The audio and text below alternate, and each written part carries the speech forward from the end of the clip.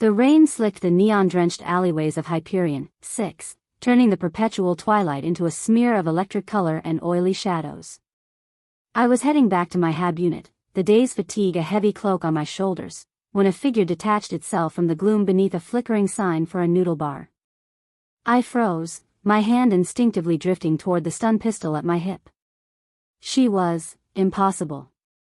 A seamless fusion of organic grace and machined perfection. Her form was slender, clad in a form-fitting ship suit of a material that seemed to drink the light, but her left arm and the side of her face, from temple to jaw, were crafted from polished, blue-tinted chromalloy. Fine, fiber-optic cables, pulsing with a soft cyan light, webbed the metal, tracing patterns that were both alien and beautiful. Her eyes were the most striking feature, one a deep, soulful brown, the other a piercing, mechanical lens that whirred softly as it focused on me. "Kaylin," she said. Her voice was a melody, part harmonic synth, part warm, organic breath. I'd never seen her before in my life. "You have me at a disadvantage," I said, my voice tight. My name on her lips felt both foreign and intimately familiar, a key turning in a lock I didn't know I possessed. She took a step forward, the rain beating on her chromed skin. "It is me. Lyra."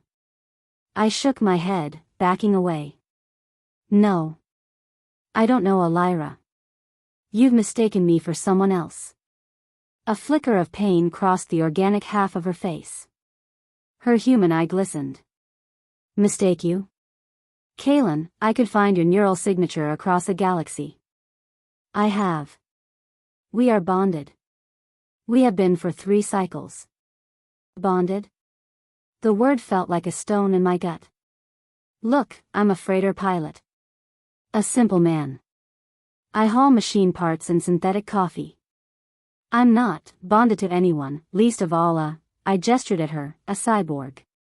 "The Star Wraith," she said, her voice dropping to a whisper. "Do you remember the Star Wraith? The view from the observation deck as we passed the Calendra Nebula? You said the colors reminded you of my eyes." A cold shiver, unrelated to the rain, traced my spine. I had seen the Calendra Nebula. It was a major shipping lane. But the way she said it, it conjured a ghost of a memory, a feeling of awe and companionship that felt alien to my solitary existence. "Common route," I stated, my jaw clenched. "Now, if you'll excuse me." I tried to push past her, but her chromed hand shot out, not to grab me, but to rest gently on my forearm. The touch was cool, but it sent a jolt of something, recognition, fear, longing, through my system. "They took your memories, Kaylin," she said, her mechanical eye whirring, a pinpoint of red light glowing at its center. "The Syndicate. After they captured us on Vega Prime. They thought you were a threat. They scrubbed your engrams and dumped you here, thinking you were neutralized. It was a fantastical story. The kind you heard in shady bars from spacers who'd had one too many drinks." Yet, the conviction in her voice, the raw, unvarnished pain in her human eye, was undeniably real to her. "Why would they let me live?" I challenged, pulling my arm away. "If I was such a threat?" "Because I made a deal," she whispered, the light in her fiber optics dimming. "I gave myself to them. My body, for upgrades. To become this. In exchange for your life and your freedom.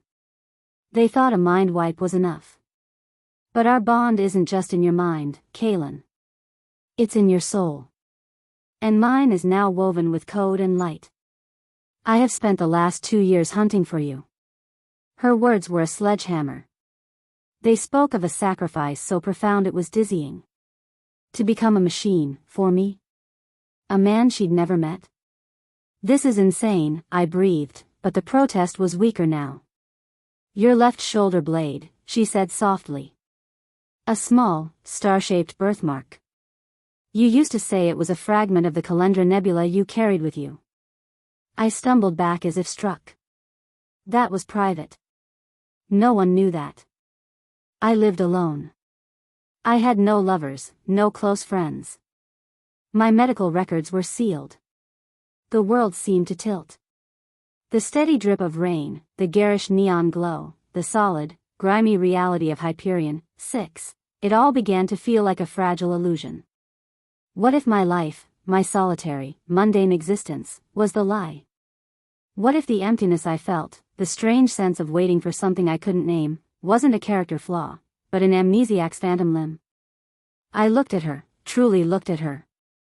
Not as a stranger, not as a potential threat, but at the being standing in the rain, offering me a past I couldn't remember and a love I couldn't feel. The way she held herself, a mix of immense strength and profound vulnerability, resonated with something deep and buried within me. Come with me, I heard myself say, my voice hoarse. To my place. It's dry, at least. In the cramped, utilitarian space of my hab unit, she seemed like a creature from a myth. She sat on my worn synth leather couch, her presence making the place feel both smaller and infinitely larger. Tell me, I said, handing her a cup of steaming tea. She took it with her organic hand, her movements graceful. Tell me everything. And she did. She spoke of a life I couldn't recall. We were both explorers, charting unknown sectors. We'd found something, she said, something the Syndicate wanted buried, a precursor artifact that could rewrite energy physics. We were on the run. We were happy. She described our ship, the Star Wraith, in minute detail, from the hum of its gravity drive to the smell of the recycled air. She described the way I laughed, a sound she said was like gravity giving way. With every word, the ghost in my mind grew more substantial. Flashes. A laugh echoing in a metal corridor. The scent of her hair, ozone and stardust. The feeling of her hand in mine as we watched stars being born. The artifact, I said, the word feeling strange on my tongue. What was it? She looked at me, her mechanical lens focusing. It's why I'm here now. The Syndicate has almost perfected its weapon. They are coming for you again, Kaylin. They know their mind wipe wasn't entirely successful. Fragments remain. You are a loose end. I've come to take you away. To finish what we started. It was too much. A wife I couldn't remember, a cosmic conspiracy, a weapon of mass destruction. I put my head in my hands. I don't know what's real anymore.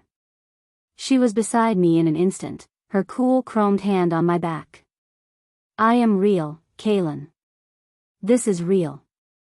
She guided my hand to her chest, where beneath the ship's suit, a warm, rhythmic pulse thrummed, a fusion of a biological heart and a power core. Lube-dub hum. Lube-dub hum. And in that touch, the dam broke. Not a flood of memories, not a clear, cinematic reel of our past life. It was an emotion. A tidal wave of pure, unadulterated love, so fierce and so profound that it stole my breath.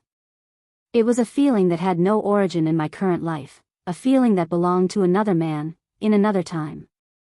But it was there, buried under layers of artificial forgetting, and her presence, her touch, was the key that unlocked it. Tears streamed down my face. I didn't remember our wedding, our adventures, or the Calendra Nebula. But I remembered this.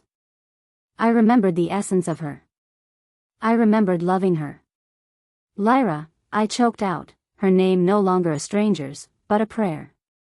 Her human eyes spilled over with tears, and even her mechanical lens seemed to soften its glow. She leaned her forehead against mine, the cool metal a shock against my skin. I found you, she whispered. We stayed like that for a long time, two lost fragments of a whole, slowly recognizing each other in the dark. The future was a terrifying unknown.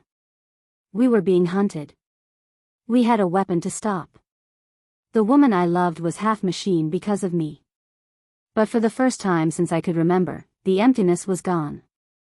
It had been filled not with memories, but with a truth that resonated in my very soul. I looked at the cyborg girl who was my wife, and for the first time, I saw her. Not a stranger, but my home. What do we do now?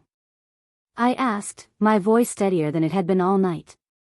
Lyra's mechanical eye whirred, the cyan light within it burning with a determined fire. Now, she said, her synth voice firm, we run. And then, we fight.